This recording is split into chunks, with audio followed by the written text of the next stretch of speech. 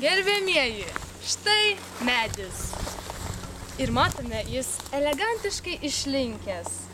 Tarp jūsų be abejo atsiras totalių ekspertų, kurie pasakys, kad jis išlinko dėl vyraujančių pietryčių vėjų.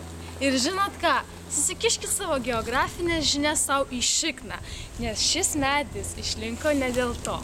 Paprasčiausiai vienas apsiforminęs vietinis atėjo čia takeliu ir dėl savo aukšto ūgio smeigė savo kaktą kažkur ten. Todėl jis ir išlinko.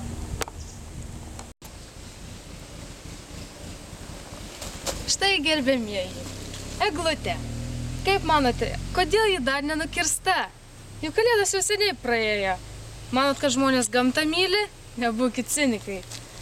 Paprasčiausiai dėl to, kad ši eglutė turi vienoje pusėje daugiau šakų negu kitoje.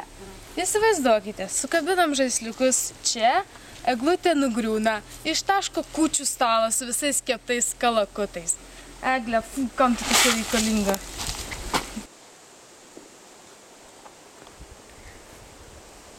Štai lapai. Mes be abejo galime pažiūrėti, ką kiekvienas iš jų reiškia.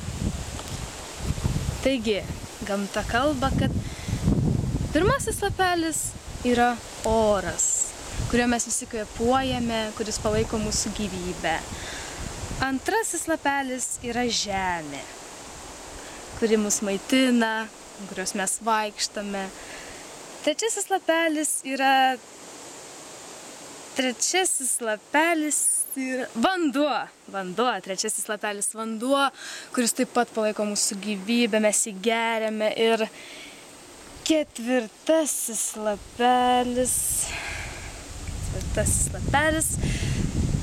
Ir myli, nemyli.